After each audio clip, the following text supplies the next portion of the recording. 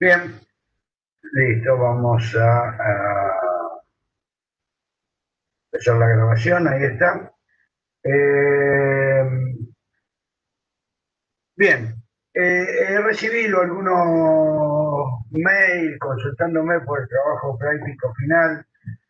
Eh, en algunos había algún cierto tono de ansiedad. Quería, en principio, que se queden tranquilos que esto no es más que lo que ya hemos venido haciendo.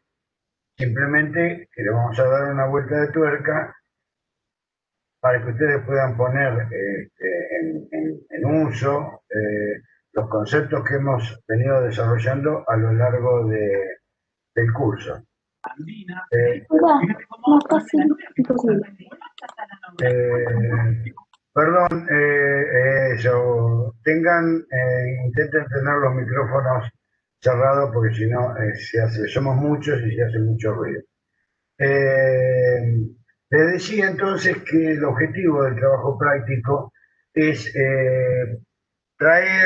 volver, recapitular sobre los contenidos conceptuales, fundamentalmente, que hemos desarrollado durante este año, y lo que es más importante para nosotros es que ustedes puedan volcar estos conceptos, estos contenidos teóricos, en el análisis de cualquier objeto de la época que sea. Justamente lo que vamos a darles es una cantidad de objetos que, de acuerdo a la carrera, serán edificios o, en el caso de los alumnos de diseño industrial, será una indumentaria y un mueble en general. Eh, que son, por supuesto, no son objetos al azar, sino que son objetos muy representativos, muy significativos de cada periodo o de cada momento del siglo XX y de principios de este siglo, que ustedes lo que tendrán que hacer es vincular estos objetos conceptualmente con los diferentes periodos y movimientos artísticos que hemos visto a lo largo del año.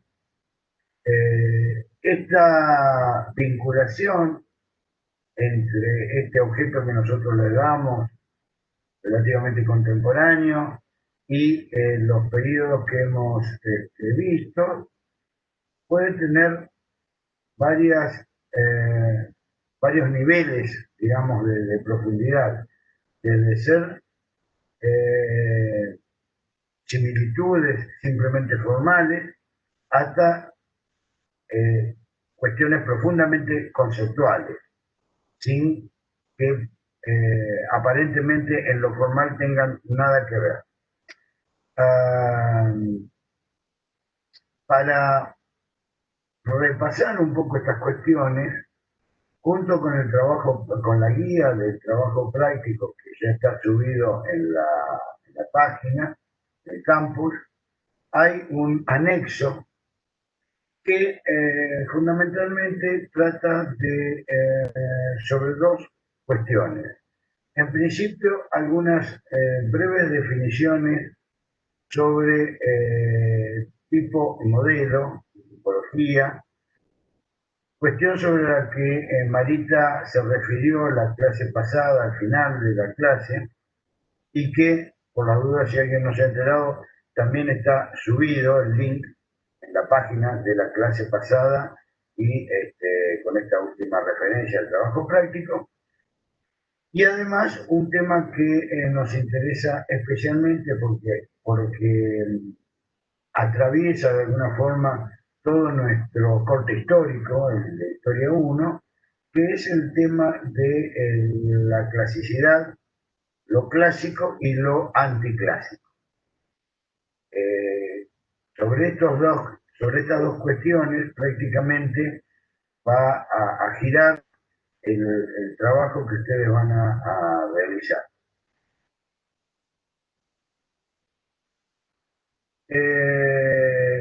nosotros hemos trabajado durante todo el año sobre dos cuestiones, digamos que fueron reiteradas a lo largo del año, y una de ellas es que los objetos de la cultura material, de la producción material, no son hechos aislados. Esto lo ha repetido Marita en numerosas clases.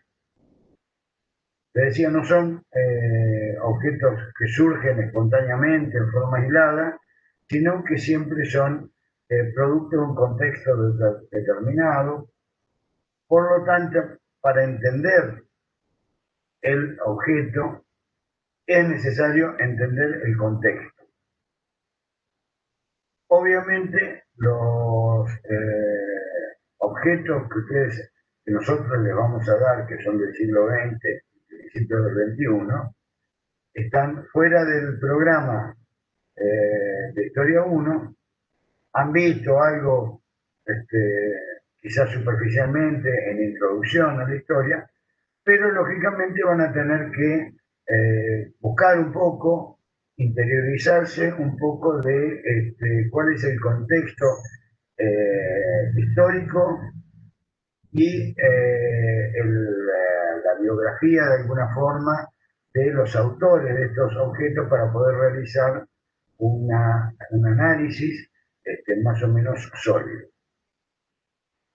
La otra cuestión, es el segundo punto que ven en la pantalla, es que esto lo hemos hablado cuando vimos barroco fundamentalmente, pero que también atraviesa todo nuestro cursado, y es que los movimientos artísticos transcurren entre posturas clásicas y posturas anticlásicas. Esto ha tomado lo clásico y lo anticlásico como categorías históricas y no como estilos artísticos.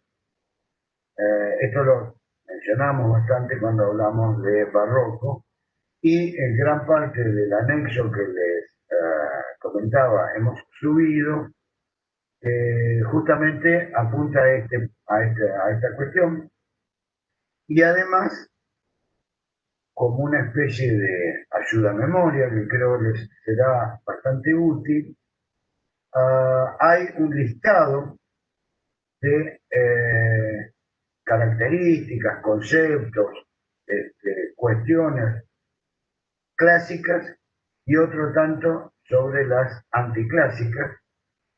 Todos estos conceptos y estos mecanismos han sido extraídos de las teóricas que hemos dado a lo largo del año. O sea, poco o ninguno de estos conceptos les debería ser extraño. Por ahí hay alguno que no hemos mencionado o que está formulado de otra forma, pero la gran mayoría ya en su momento, cuando hablamos de cada uno de los periodos, los hemos mencionado. Lo que hemos hecho en esta oportunidad es hacer un listado para que ustedes lo tengan como, digamos, ayuda a memoria. Entonces, para no seguir alargando, vamos a ver un poquito de qué se trata o con qué podrían encontrarse ustedes en este ejercicio.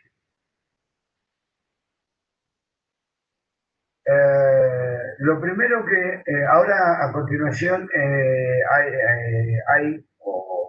presento el análisis de algunos objetos de diferentes escalas que no son los que están en el listado de temas que ustedes tienen para elegir, son otros, pero en todo caso van a servir perfectamente como ejemplo para que ustedes se orienten. ¿Qué es lo que van a hacer? Bueno, primero identificar con este objeto que nosotros le damos, que como reitero es del siglo XX, ustedes por ahí no lo conocen. Primero identificar el autor, hacer una reseña y brevemente identificar a qué corriente artística pertenece y qué, digamos, qué corriente artística era dominante en ese momento. Lo que sigue necesariamente es hacer un análisis de la obra, un análisis gráfico de la obra, y identificar cuáles son las principales características de diseño que están presentes en la obra. Luego, conocida supuestamente la obra, disculpen que estoy conocida, estaba acomodando la pantalla porque me tapaba, una parte me tapaba. Les decía, una vez que ustedes han analizado y tienen más o menos conocida la obra que le hemos dado y a qué contexto pertenece la obra y el autor, deberán rastrear cuáles son las características de la obra analizada que responden o hacen referencia a cualidades, características formales y o mecánicas proyectuales de los periodos vistos en el curso, esto es desde Grecia hasta el clasicismo francés. O sea, hacer una especie de rastreo de investigación, analizar cuáles son las características salientes del diseño de esta pieza y a partir de ahí, y quizás con la ayuda del listado que tenemos y de este breve apunte que hemos planteado, bueno, definir qué características son atribuibles, digamos, a diferentes periodos históricos. Finalmente, harán una comparación gráfica entre ambos elementos, señalando cuáles son estas constantes, cuáles son estos elementos que tienen en común. Aquí hago una observación, un pequeño paréntesis, porque no está en la pantalla, en la presentación esta, pero sí hago referencia en el escrito, en el anexo, en la parte final, de algunos detalles que hay que tener en cuenta. En principio, debemos resaltar para ser claros que este ejercicio por ahí no tiene una respuesta única y tampoco, cuando digo una respuesta única, quiero decir que es posible que en algunos ejemplos uno pueda interpretar que corresponde, por ejemplo, a que tiene vínculos formales o conceptuales con un determinado periodo, póngale el gótico, digo, para dar un ejemplo, o otra persona puede encontrar que no, que en realidad el vínculo es con el románico. No hay en realidad y no nos interesa tampoco, una respuesta única. Sí nos interesa ver cómo manejan los conceptos y cuál es en definitiva, el sustento que le dan a la respuesta que ustedes dan a nuestra propuesta, a nuestro tema. Si está bien sustentado desde un punto de vista lógico. Disculpame, se escucha todo con eco y no entiendo nada. Perdón, pero... Sí, está bien. A ver, ¿los demás se escuchan también con eco? A ver si es un problema de la compañera. No, yo escucho bien, por ejemplo. Yo escucho bien también. Se escucha Se escucha bien. Entonces, Capaz que soy yo. fíjate quién me habló, perdón, porque tengo la pantalla minimizada y no sé quién era quien me habló. ¿Melissa? Agita. Sí, sí. De última salgo y vuelvo a entrar. O fíjate, en principio, si tenés algún otro aparato, por ejemplo, la computadora y el teléfono, si estás usando No, dos no. elementos o si está todo cerrado el audio, porque puede pasar eso. Y si no salí, volver a entrar. Sí, voy a hacer eso. Bárbaro. Entonces, volvemos a lo que les estaba diciendo. No necesariamente hay una respuesta única. Esta es la primera cuestión. Otra cuestión que está también señalada ahí en el anexo es que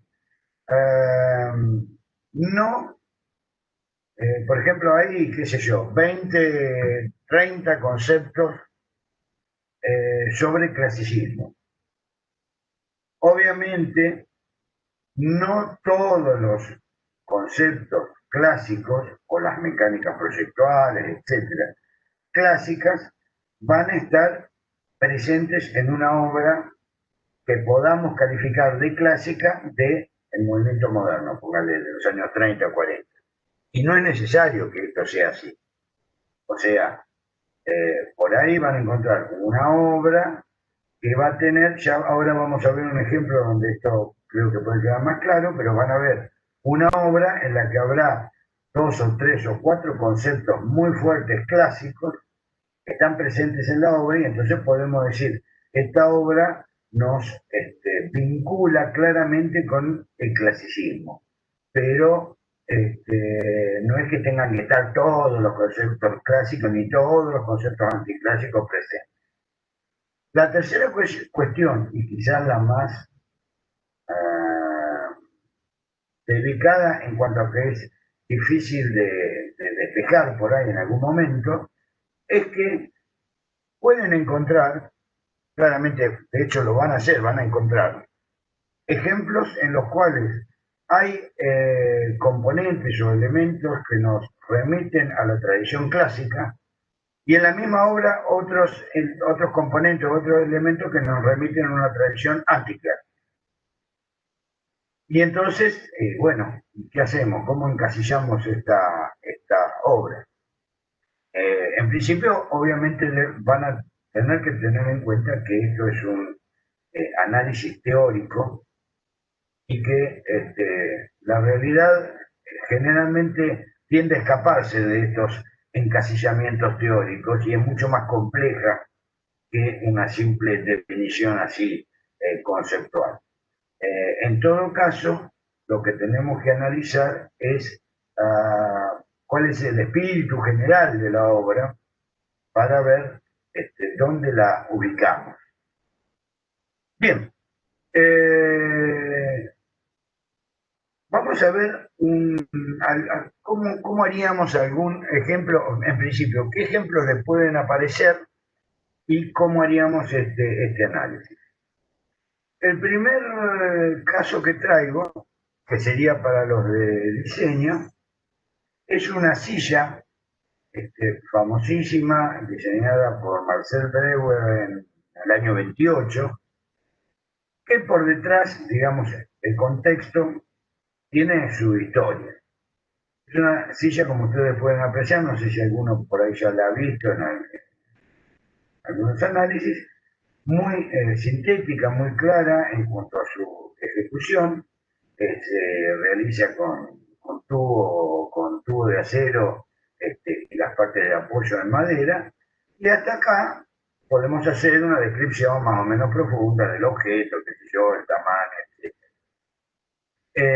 Es interesante ver, en cuanto al contexto, que este objeto se desarrolla en pleno movimiento moderno. Aquí pueden ver lo que sería una breve biografía de Marcel Breuer con resaltados algunos elementos que son, me parece, relevantes para el análisis del objeto. En este contexto, la silla B3 que se realizó en el año 25 tiene que ver con toda una historia de este movimiento moderno que encabezó Gropius en su momento y que tiende a la eliminación de las decoraciones, a la simplificación de las formas, etc. también hay toda una historia por detrás, ya que Brewer, como la mayoría de los integrantes de la Bauhaus, tuvieron que emigrar al llegar al poder del partido nazi en Alemania, fueron a recalar a Estados Unidos y allí desarrollaron gran parte de su obra.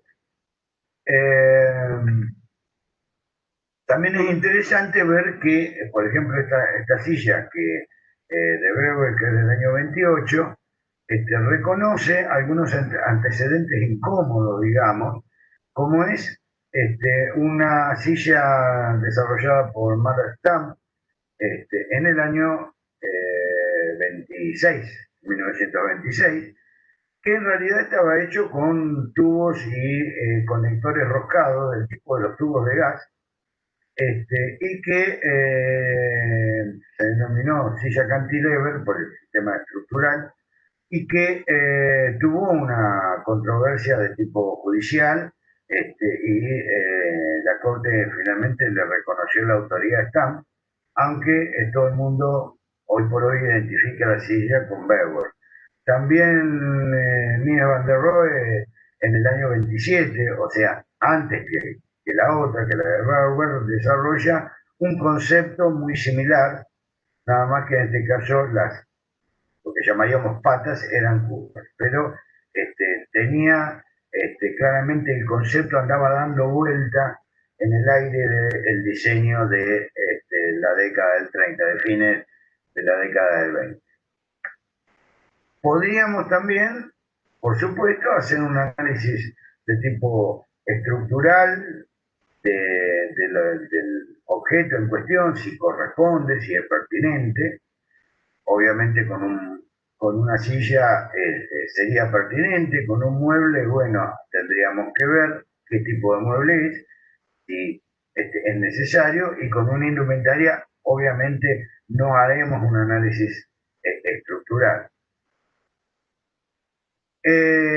Entonces, hecho todo este análisis, podemos decir que conocemos el objeto y su entorno, y aquí nos pondríamos a revisar los antecedentes históricos y a ver qué conceptos de los que hemos manejado a lo largo de nuestro corte histórico, de Historia 1, sería aplicable a un objeto de estas características. Y entonces encontraríamos que por ahí la individualidad, el equilibrio, la medida, la forma y fundamentalmente la racionalidad se ajusta perfectamente a nuestro objeto silla. Una definición que está un poco más abajo, que está junto con el teatro, que es esta de nada demasiado, que es una definición propia de los griegos, que tienen los griegos de la Grecia clásica, siglo IV a.C., que tienen una repulsión natural por lo que ellos llaman ibris, que es el exceso, la desmesura. De ahí viene esta frase de nada demasiado, y esta actitud creo que sería muy aplicable a esta silla. Sin embargo, me apresuro a decir, en función de lo que les había comentado antes, que estas son en realidad mis opiniones personales, simplemente armadas para mostrarles cómo es el ejercicio. Lo que no significa que ustedes, o incluso los docentes de la cátedra, puedan tener opiniones diferentes. No es ese el centro de la cuestión. El centro de la cuestión es que ustedes puedan identificar estos conceptos de la Grecia o de donde sea y poder transferirlos a un objeto cualquiera, en este caso contemporáneo. Tenemos una cuestión de procedimientos, métodos, instrumentos que nos remonta a las primeras épocas del Renacimiento, Yo no lo mencioné para no hacer demasiado larga esta charla, pero en el caso de la silla de Beware, hay una componente muy importante que tiene que ver con su forma de producción. El material en principio utilizado, el acero, que es un material de punta en ese momento y en Alemania, y la forma de producir estos tubos curvados, todo esto tiene que ver con que el diseño es posible gracias a una cierta tecnología aplicada, pues si no, no hubiera podido desarrollarse. Cosa parecida puede decirse de la cúpula de Santa María de Fiori, que de no haber sido por las técnicas constructivas las máquinas desarrolladas por Brunelleschi, por más que el concepto estuviera, no podía haber sido construido. Esa es la vinculación que hago entre la cúpula de Brunelleschi y la silla.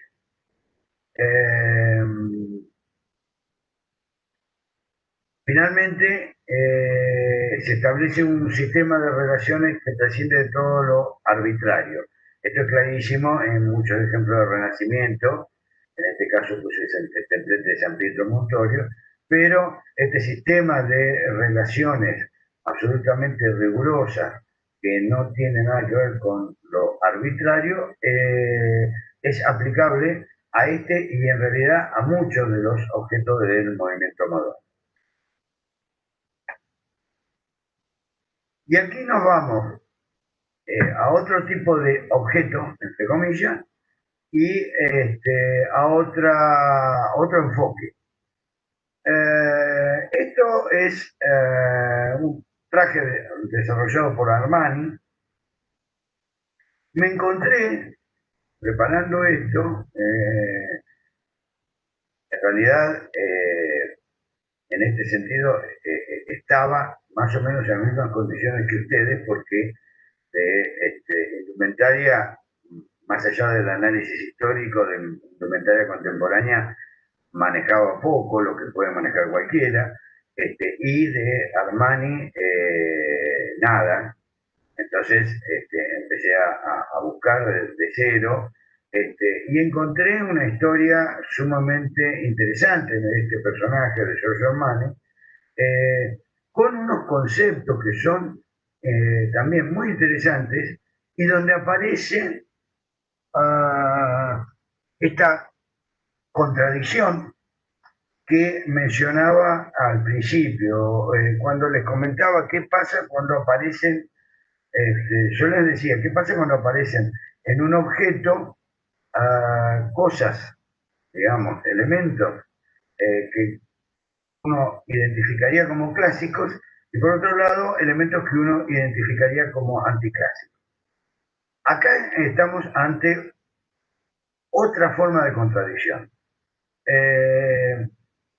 Veremos en este conjunto que tienen en pantalla, de acuerdo a un análisis que un poquito más adelante está realizado, lo consideramos como anticlásico y vinculado, o sea, podemos vincularlo directamente con el barroco. De hecho, en la clase de barroco este conjunto aparecía. Luego vemos por qué. Pero el análisis parece bastante claro, digamos, no presenta dificultades. Cuando vemos algunos conceptos vertidos por Armani en diferentes publicaciones, en este caso yo lo que saqué de varios artículos de la revista Vogue, encontramos que el tipo en sus definiciones es al contrario, es como muy clásico. Y entonces se nos plantea esta contradicción. Que en realidad, a ver, al final del día no me interesa que haya contradicciones. Si las hay, las hay. El hecho es que podamos realizar el análisis, que podamos identificar estas cuestiones. Bien, mientras yo hablaba, les dejé aquí en pantalla esta breve biografía de Armani, y a continuación vemos algunas definiciones particulares en las que él plantea cuestiones, cuestiones que nos vinculan con lo clásico y otras con lo anticlásico. La primera es esta ambición de vestir a la gente de a pie, de la vida real, que él plantea y que aparece como una postura más bien anticlásica. Lo mismo que la de generar trajes más flexibles y desestructurados, cosa que él, digamos, fue lo primero que hizo con unos sacos para hombres, creo que más adelante está por ahí.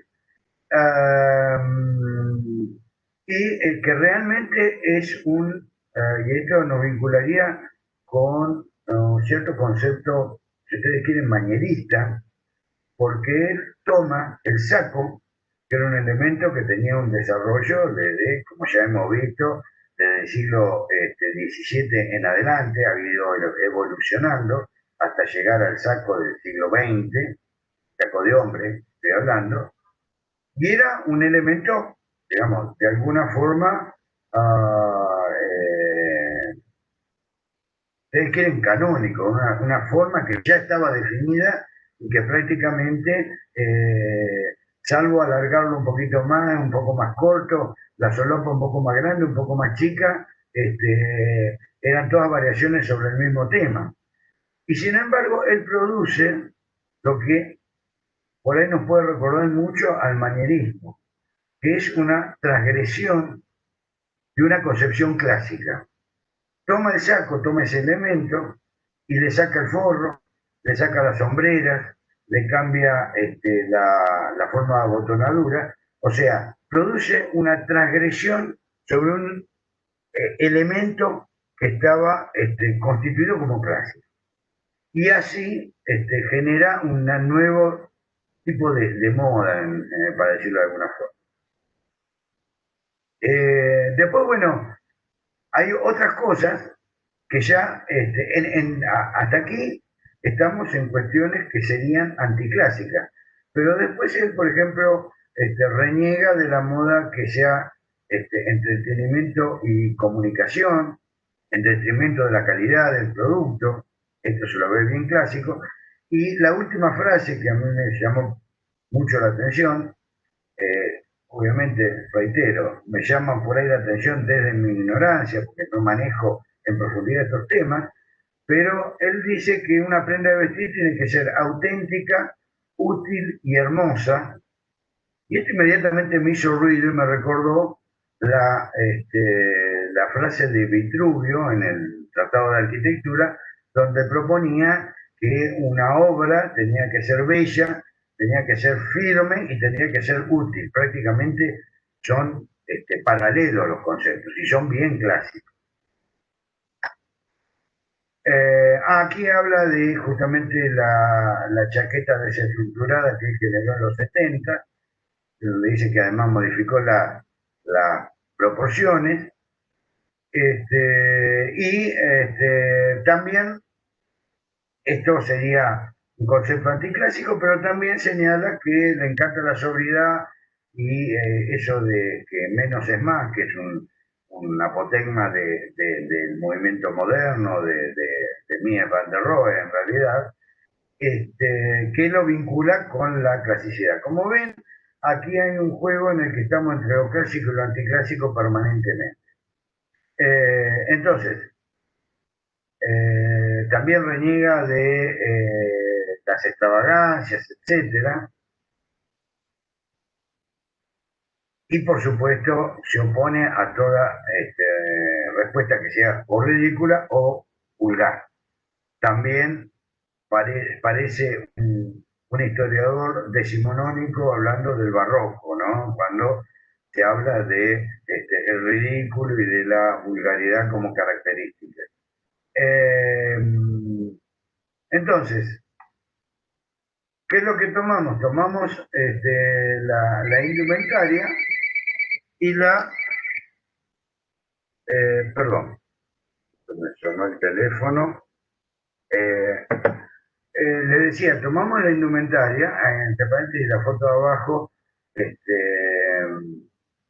de Richard Gere y Laura Houghton con George Armani, porque él en realidad saltó a la fama, sobre todo en el mercado de Estados Unidos, cuando la ropa de él se utilizó en la película Gigoló Americano. Disculpen un segundo, por favor.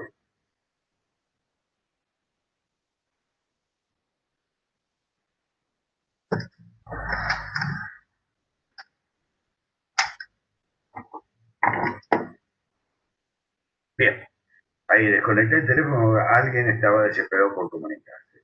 Les decía que si ustedes analizan esta indumentaria van a encontrar en el tapado de piel sintética un límite ambiguo, van a encontrar variedad de texturas, la textura propia de la chaqueta, la textura de nuevamente el tapado, van a encontrar como en la rosa esta, la textura, perdón, de la solapa, que son completamente diferentes, las formas en espiral que genera esta figura central que asemejaría a una flor, a una rosa. Van a encontrar la misma textura del cuello de las solapas en el pantalón. Van a encontrar una notable asimetría. Observen la chaqueta que tiene a izquierda y derecha, las solapas son diferentes, lo que marca la asimetría, y en realidad la modelo que luce esta indumentaria en un desfile tiene el tapado también puesto en forma simétrica, y esto obviamente no es un accidente, sino que lo que está haciendo es remarcar esta característica de asimetría del conjunto. Todos estos elementos nos vinculan claramente con una tradición anticlásica y puntualmente del barroco. Pese a todas estas definiciones clásicas que había volcado Armani en su momento. La utilización de líneas oblicuas, de diagonales, de curvas, que nos evocan a San Pedro, la sensualidad, por supuesto la seducción presente en las obras del barroco está presente en esta indumentaria que resalta las cualidades de la modelo en este caso. Pero tanto la ropa de hombre como de mujer son muy definidas en cuanto a la sensualidad. El uso de las texturas y los contrastes que veíamos en la pintura, por ejemplo, en la pintura de Velázquez, barroca, y los límites indefinidos de los que hablábamos cuando hablábamos de las pinturas de las cubiertas en las diferentes iglesias barrocas. Por último, el dinamismo presente en las esculturas del barroco, que también está presente en este tipo de indumentaria.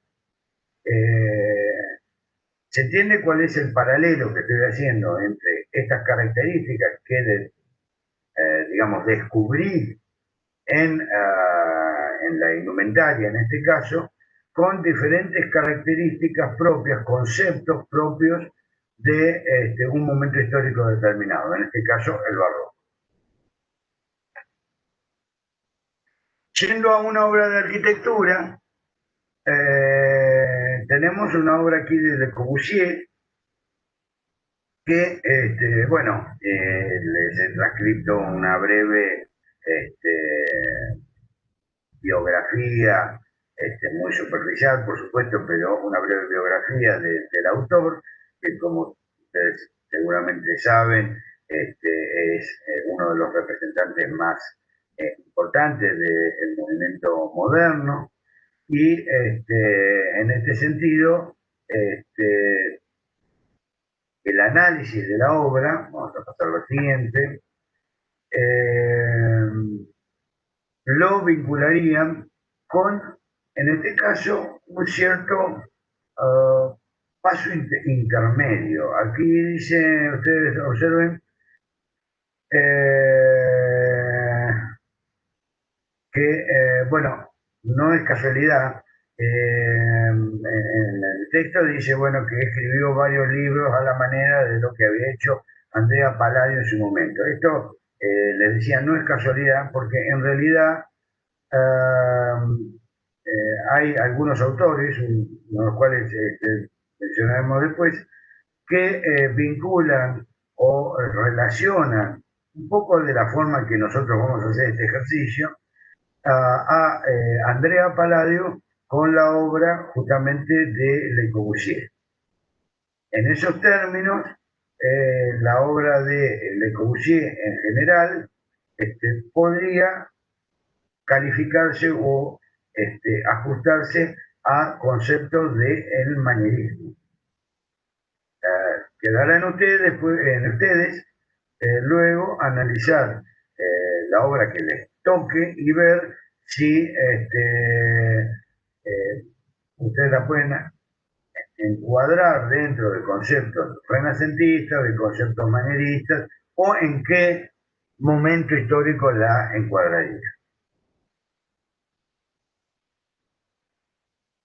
Aquí tienen algunos de los fundamentos o preceptos básicos que en realidad en este caso no son conceptos, sino son respuestas constructivas que encierran conceptos de cómo debe ser la arquitectura.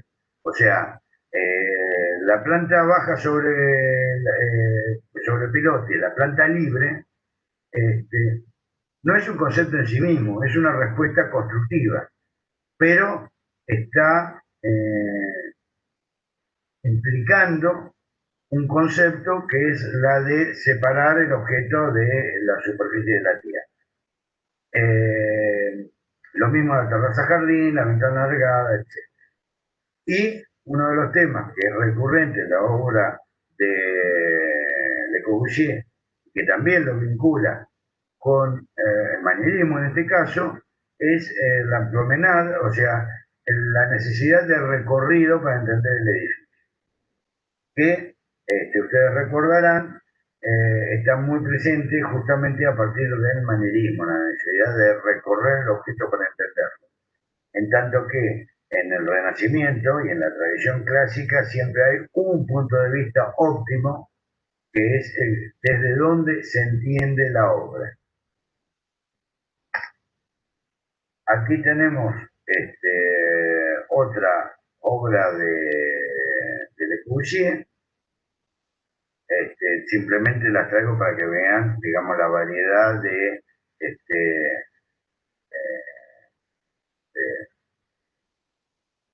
instrumentos o herramientas gráficas que pueden utilizar para el análisis. Todos son válidos, hay que ver simplemente qué es lo que quieren mostrar. En este caso, pues teníamos una obra de cierta complejidad, en el sentido de que cada cara es diferente y tiene una cualidad propia. Es imprescindible esta visión múltiple para entenderla. Entonces, esto ustedes también tendrán que reflejarlo en su trabajo. Aquí hay una serie de análisis volumétricos de esta obra compleja y en la parte inferior un análisis geométrico de la estructura de la fachada, que como verán es rigurosamente geométrica. O sea, el mecanismo proyectual, la mecánica proyectual de esta fachada se basa en una rigurosa geometría. Lo cual en realidad no nos vincula en forma excluyente con lo clásico o lo anticlásico, porque ya hemos visto que las obras clásicas, las obras del Renacimiento, estaban estructuradas en base a geometría, pero también hemos visto en su momento que las obras barrocas también tenían una estructura geométrica fuerte. Lo que pasa es que no se veía. Aquí algunos conceptos, sí, de justamente la tradición clásica, que de alguna forma serían aplicables a esta obra, pero también, aguarden que no Esto es el ejemplo de famoso el Partenón en Grecia, con el trazado geométrico, obviamente una referencia clara a la forma de resolución de fachada que veíamos recién, pero aquí está justamente el autor que les mencionaba hace un rato, que es Colin Road, que hace un análisis de obras justamente de Palladio, manierista. Si ustedes quieren, está bien, es el más clásico de los manieristas, pero finalmente tiene muchos componentes en su obra. Si bien tiene muchos componentes clásicos, me refiero a Palladio, también tiene mucha componente manierista. Y este autor, Colin Road, hace una comparación entre la obra de Palladio y una obra, en este caso de Odile Stein, de Le Corbusier. Bueno, esto, olvídense, porque eran las fechas, pero están incorrectas. Entre paréntesis, les comento, las fechas de presentación de trabajos prácticos y etcétera, de aquí a fin de año, ya están subidas también en la página, así que en el campus. Así que pueden consultar, porque también algunos me han preguntado cuándo se entregaba tal trabajo, cuándo íbamos a hacer el trabajo práctico final, fecha de entrega, etcétera. Yo no lo tengo en mente en este momento, aguárdenme que lo miro. El plan sería estar entregando este trabajo el 25 de noviembre. Entonces, esta sería la fecha. En el medio tenemos 1, 2, 3 clases en las que prácticamente la actividad principal va a ser esta. Tenemos el día 4 de noviembre, que es la semana que viene. Guarden que cierro esto.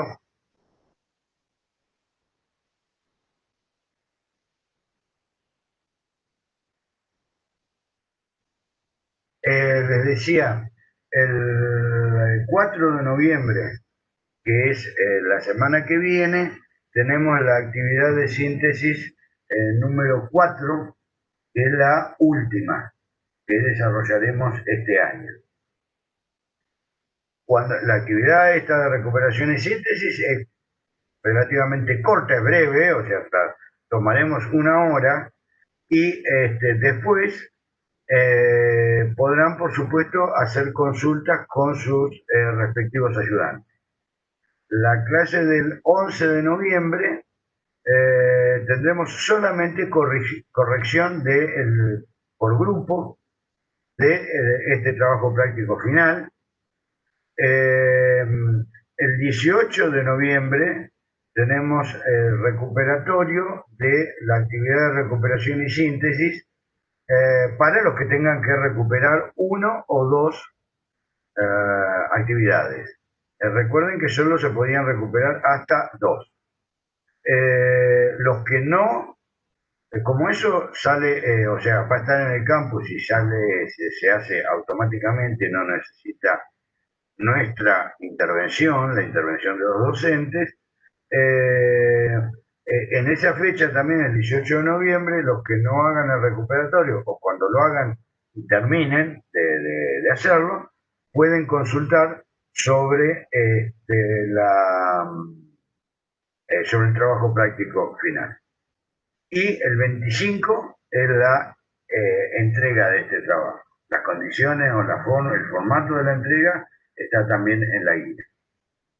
Nosotros la semana siguiente le daremos el resultado y los ayudantes le dirán a aquellos que tienen en todo el curso, contando los trabajos prácticos, el trabajo práctico final y las 4 actividades de recuperación y síntesis, tienen un promedio superior a 7, tienen la instancia de dar un coloquio que consistirá en explicarle a su ayudante o charlar con su ayudante específicamente sobre el trabajo práctico final. Y con eso cerraríamos el número, la nota final del curso. Los que tienen menos entre 4 y 7 aprueban la cursada y tienen que dar final regular, como siempre. Entonces, estas serían las fechas y las condiciones.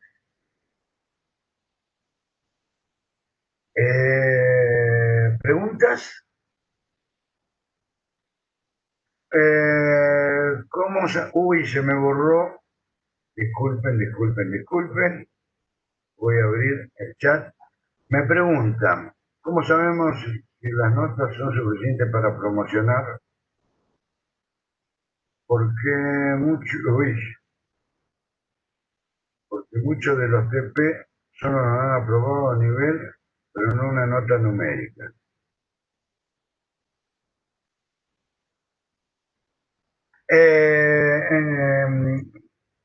En realidad, esto cada ayudante maneja el tema de las notas.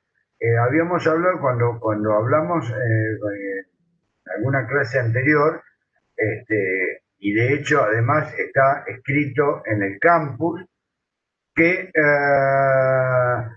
los ayudantes le iban a ir indicando por grupo a cada uno cómo iban las notas, cómo andaban, quién tenía que levantar nota, quién estaba por encima del 7, quién estaba por debajo del 7. Así que al margen de que algún docente tenga inicialmente calificaciones, como es usual, como a nivel, bajo nivel, sobre nivel, consúltenle a ver en números cómo están, porque así los orienta a ver dónde están parados.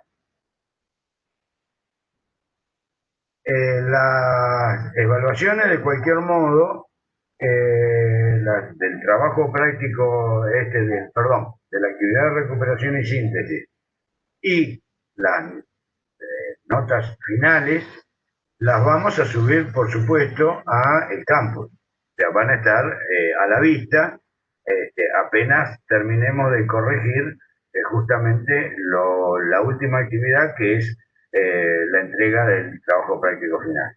O sea, estimo que el 2 de diciembre tendremos puesto en el campus las notas generales de todo en un listado similar al que subimos cuando damos o asignamos los temas para las actividades de recuperación y síntesis. En este listado general, donde figuran los 4 ayudantes y todos los alumnos, pondremos las notas de cada uno. Sí. Aclaró Alberto que es individual. Perdón, sí. El trabajo práctico, si bien está en la guía está aclarado, es bueno tenerlo bien presente. El trabajo práctico final es individual, porque cada uno hará su análisis y eventualmente, si corresponde, hará su defensa o su exposición en forma individual con su ayudante. Acá me preguntan los temas a desarrollar. Aguarden un minuto. Ahora sí. Los temas a desarrollar son para todos los mismos.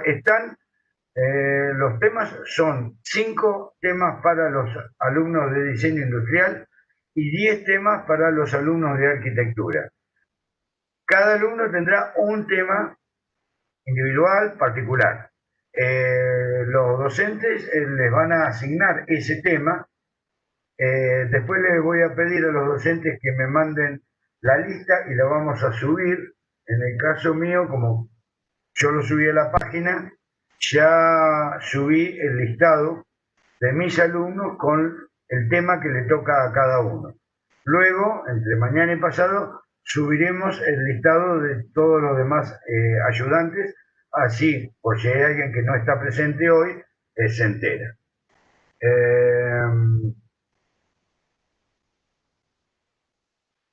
Me preguntan, los ejemplos de trabajo práctico nos lo asignan los...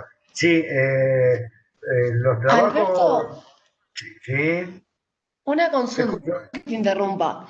Las correcciones de los trabajos prácticos, ¿las entregaste? Porque yo no las pude ver. ¿De qué trabajo práctico estamos Del hablando? trabajo práctico 2 y el 3. Eso sí, estaba todo entregado. Después, en todo No, pero caso, las correcciones, digo yo, ¿eh? ¿a qué te referís con correcciones? Perdón. O sea, no serían los trabajos prácticos, los que eran tipo evaluaciones, que no los recuperatorios, Las son actividades de tipo, recuperación y claro, síntesis. eso sí. Eso fue publicado en su momento, el resultado de cada una. Porque yo no lo pude Eh, encontrar. bueno, yo después, en todo caso, lo hablamos. ¿Vos quién habla? Melissa, sí, sos alumna mía. Sí, sí. Lo que pasa es que para no sobrecargar la página, lo dejamos creo que una semana y después, si bien están en el campo, no están a la vista de los alumnos. Ah, con razón. ¿Eh? Porque el uno sí lo puedo encontrar, pero el 2 y el 3 no, no sé cómo me fue. Están todos, o sea, los resultados, bueno, después te los doy, Dale, listo, y joder. el número, digamos, como la nota, después te la doy y el resultado está puesto una semana y después lo bajamos, lo sacamos de la Ah, vista no para sabía, no no... sabía. Bueno, así es. Bueno, si Eh, necesitas de último, escribo al privado. dale, dale, sí, sí, Dale, dale, te lo listo. mato. Listo, joya. Gracias. Los trabajos, los ejemplos los asignamos nosotros, porque me están preguntando si los eligen o los asignamos, no, los asignamos nosotros. El tema son para todo, esto ya lo contesté. Para cambiar de tema de trabajo.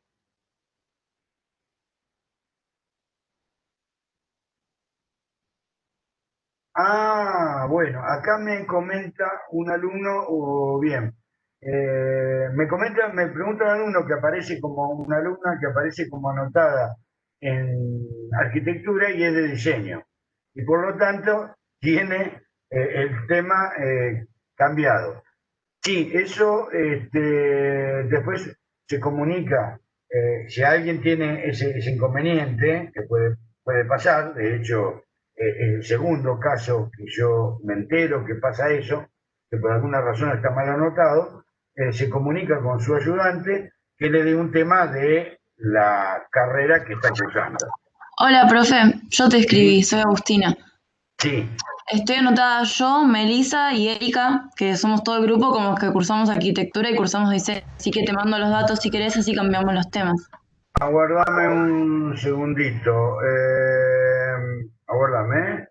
Sí, no hay Decime. problema. Ah, no. Bueno. Bueno, después, ustedes son alumnas mías, ¿no? Sí, sí, te mando un mail, ¿o no? Sí, sí, sí, sí. Después me mandó. O en realidad nos vamos a reunir dentro de un rato. Yo estimo que a las 4:30, 5, ahí me lo dicen y yo verifico la lista. Dale, genial, gracias. Bien. Me preguntan. ¿Por dónde van a ser las correcciones previas a la entrega final? Entiendo que lo que están preguntando es con qué medio nos vamos a vincular.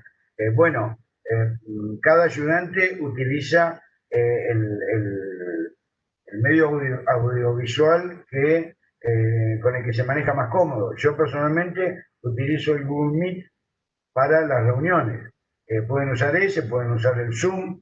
Hay unos medios equivalentes en el campus que también lo pueden utilizar. Eso su ayudante le va a comunicar cuál va a ser el medio para vincularse. Ahí haremos las correcciones.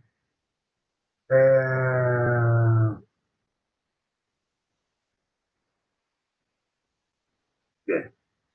¿Alguna otra consulta? No, no, de mi parte ninguna. Es que lo de los trabajos. Está. ¿Alguien más que tenga alguna otra consulta? Si no, tenemos, aguárdenme un minuto. Tenemos, antes de que se vayan todos, tenemos una alumna que es Rivas María Ángel. ¿Está en el aula?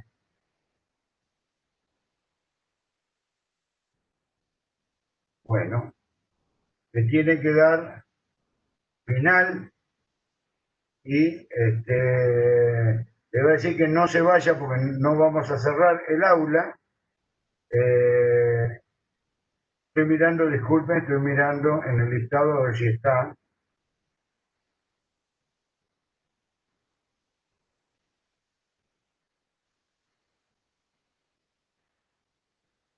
Bueno, aparentemente con el nombre de ella no está.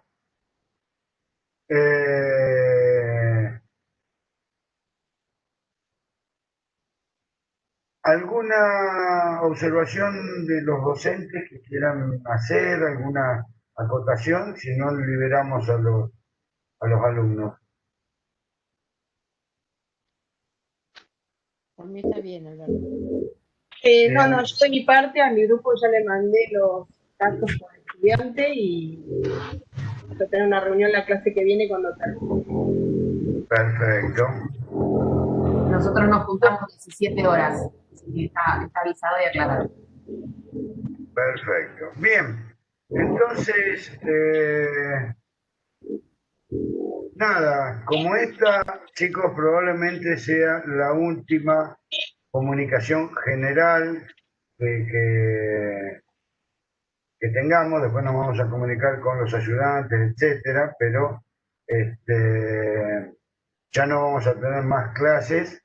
En nombre de toda la cátedra, queremos agradecerle, en principio, la paciencia, porque para nosotros ha sido un aprendizaje toda la utilización de todo este sistema y hemos tenido algún contratiempo técnico en algún momento. Entonces les agradecemos la paciencia por tolerar estas imperfecciones y también la constancia, porque dadas las circunstancias bastante difíciles, los niveles de abandono, de deserción, no han sido altos, han sido los habituales en este curso, con lo cual, bueno, se han adaptado muy bien a las circunstancias y han seguido cursando pese a todo, lo que es realmente muy importante. Así que no sabemos cómo seguirá esto el año que viene, pero sigan así. Y nos estamos viendo. La alumna que tiene que dar final, si está en el aula, quédese en el aula. El resto los despedimos y se encuentran con sus ayudantes de acuerdo a cómo hayan arreglado. Dale, listo, Joya. Ahora nos conectamos al tuyo, ¿no, Alberto? Ahora les voy a mandar, mis alumnos, ahora les voy a mandar una dirección del Meet para juntarnos, digamos, 4:30. Ok, dale, listo. Joya. Chao, hasta luego, gracias. Hasta luego. Chao, gracias. Chao, chao, hasta luego. Chao. Chao, hasta luego. Hasta luego. Hola, Alberto. Hola. Yo soy Arias, Eh, Marina Arias. sí. A la chica que estabas llamando es justo justo mi compañera de grupo, que creo que no está, pero Sí. yo también tengo que rendir final, o sea que estoy en su misma condición. No, pero perdóname, Vanina, María Ángel quedó Sí.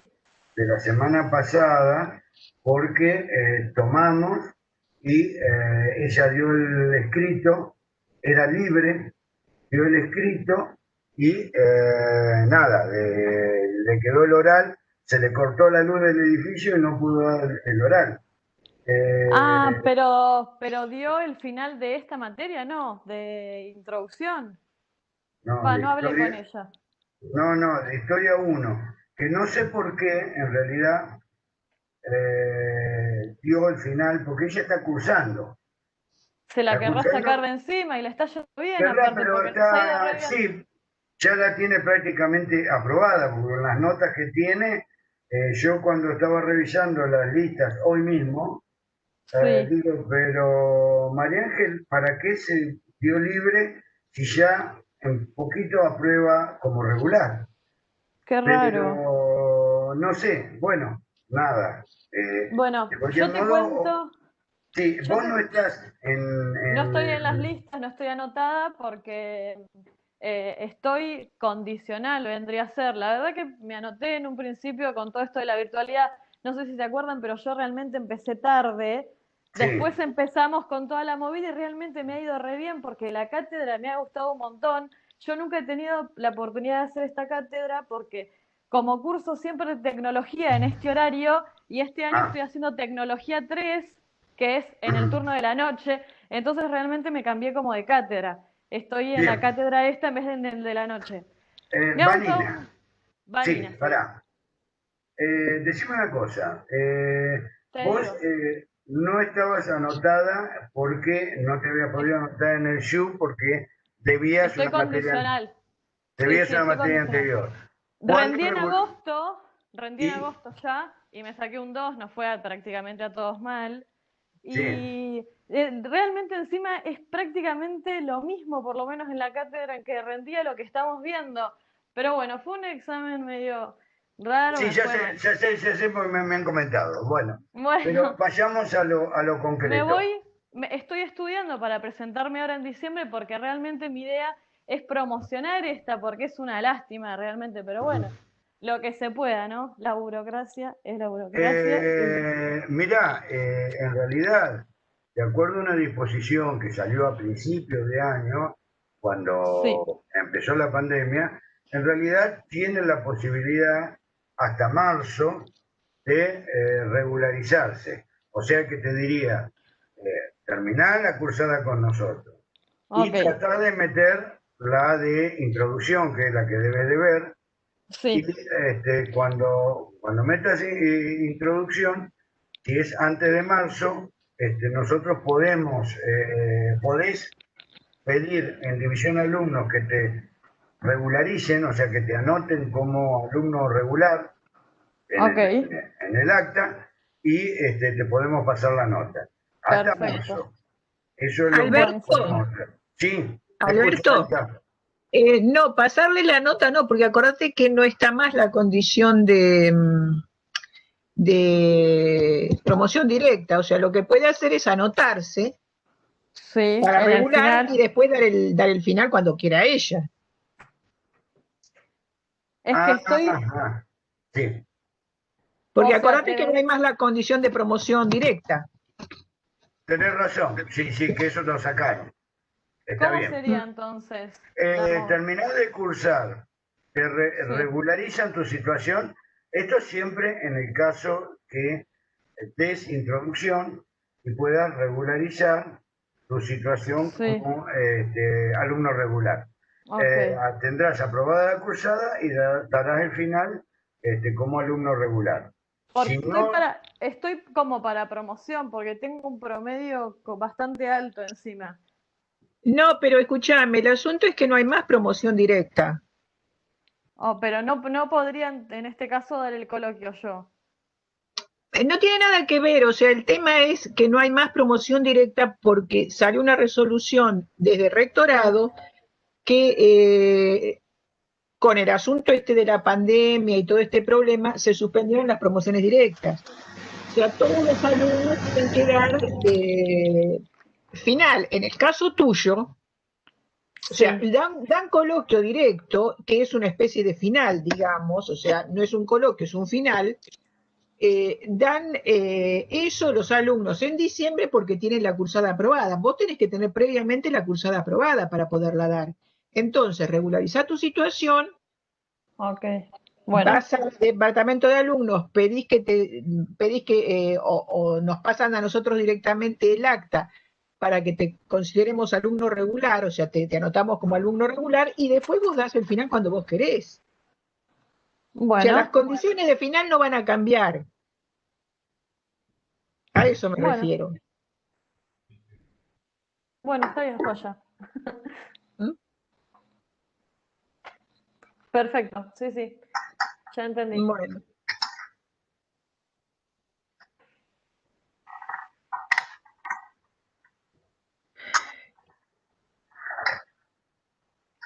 Bueno, chicos, hemos terminado, así que el resto de los alumnos les pediría que salgan del aula,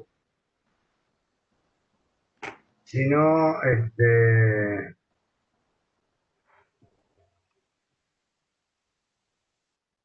si no se quedan y dan el examen final.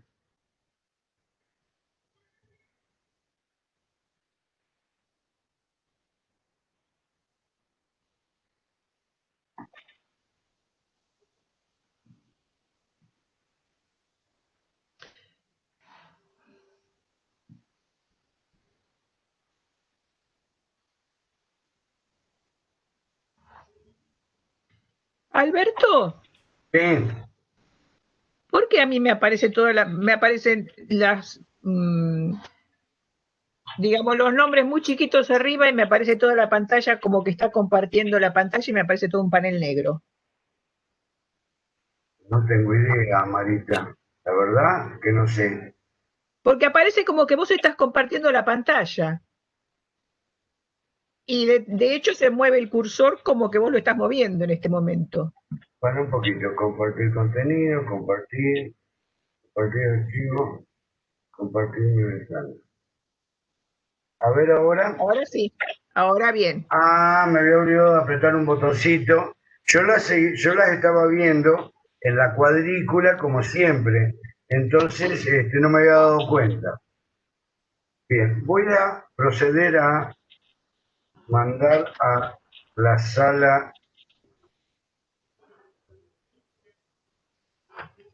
de recepción a los alumnos que están y que no tendrían que estar.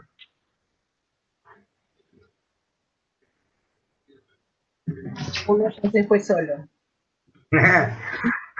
Y que se va sin que lo echaran. Claro. Nahuel debería seguir el mismo camino. Sí. Ya lo fui a Nahuel. Bueno.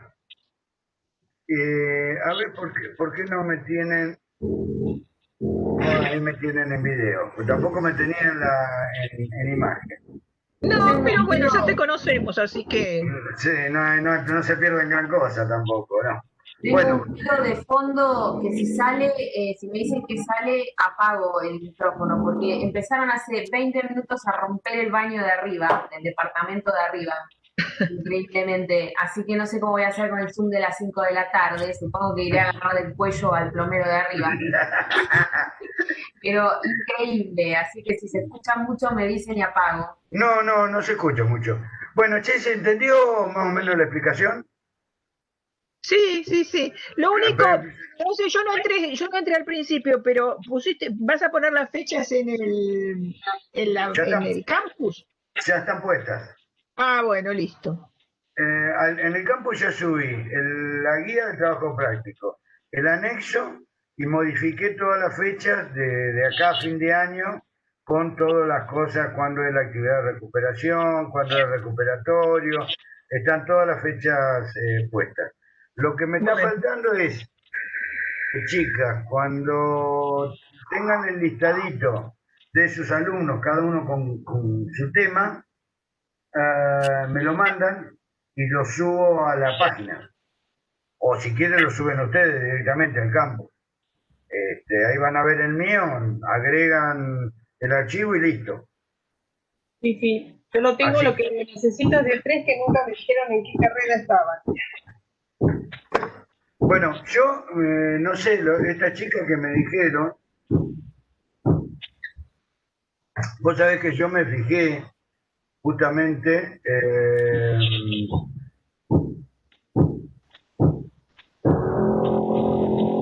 Ahí se está escuchando el baño. sí, ahí se está escuchando tu plomero amigo. Sí, lo adoro, no sé quién es, pero ahora lo voy a ir a agarrar del cuello porque a las 5 Te decía que yo miré mis alumnos a ver quién era de arquitectura y quién era de diseño, bueno, no lo tenía todo identificado. Agarré, me fijé en el shoe, qué sé yo, lo puse y ahora me están diciendo una chica que está mal. Así que ahora después voy a comunicarme. Marita, con respecto a esta chica que tiene que dar libre y que no está, que no ha entrado en el aula, con lo cual ya te diría que quedó afuera.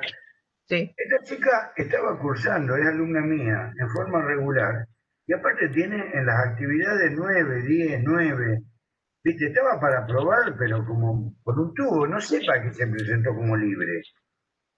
La verdad, no me explico. ¿Sabría que no necesitaba presentarse? No tengo idea.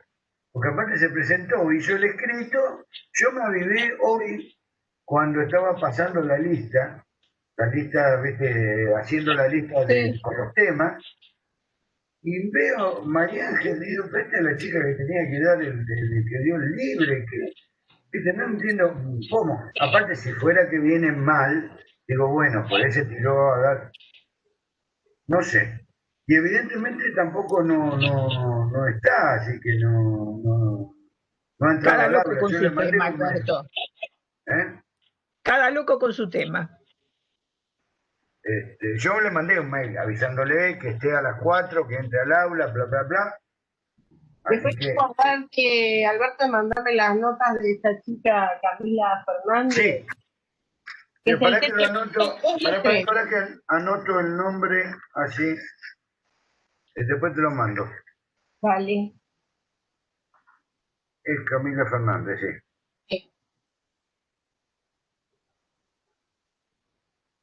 Bueno. Una cosa más, Alberto, no sé si se podrá la semana que viene, cuando hagan la ARI 4, en vez de ponerla tipo, ya que es casi eso y la corrección lo que hay, si se podrá poner, no sé, tipo 3 o 3:30, una cosa así, para que no se haga después las correcciones a partir de las 5:00. Te digo por qué, porque en el Colegio de Arquitectos está el curso de iniciación a la práctica profesional a las 6 y me toca el módulo de las 6 del miércoles que viene. Y en realidad quisiera poder evacuar las consultas y todo que aparezcan en la corrección del TP antes, ¿viste? Pero bueno, sé que está la hora entera de ARI dedicada al ARI, del chat. Entonces, no sé si se puede hacer 3 o 3:30, una cosa así, cosa de poder terminar con todo, no lo sé. Si me decís Perdón, que no, no perdón, a ver si entiendo bien. Vos lo que querés es hacerlo más temprano. Claro, que el ARI no sea a las 4. No, arrancamos a las 3. Ah, listo, genial. No, porque vos imaginás, yo además termino de corregir y engancho con la materia de la noche a las 6 de la tarde. Claro. O sea, yo, viste, no tengo mucho tiempo, así que el horario es de 2:30 a 6. No, a las 3 largamos. Que la ARI 3 me parece que fue a las 4. Sí. Pero después no teníamos corrección y esta vuelta... Sí, pero... No, lo hacemos a las 3. Buenísimo, gracias. ¿Le dábamos una hora? ¿Cuánto les demos? Una hora creo que le dábamos. Perfecto. Sí, la primera fue menos porque era un solo tema. A medida que se van acumulando se fue aumentando el tiempo. Ahora después voy a revisar, voy a armar, terminar de armar el 4, que le tengo que agregar los últimos temas. Y en todo caso vemos con Marita cuánto tiempo le damos, pero creo que no va a ser más de una hora. No, con una hora ya está, Alberto. Si no saben, se hace, saben, si no saben, saben. Se hace rápido, sí, no tiene mucha historia. Perfecto, buenísimo. Bueno, gente. Bueno, nos vemos. Marita, yo iría cerrando el boliche. Sí, che, ¿cuándo nos reunimos para fin de año? Para brindar así telemáticamente. Para brindar así. Claro. Y sí, algo habría que hacer, ¿no? Sí, sí, la verdad que sí, sí, ya algo tendremos que Por hacer. ahí, Che, si ¿se ustedes se enteraron que se animan, murió podemos venir a casa un el día. doctor París? Sí, lo vi, ayer se murió.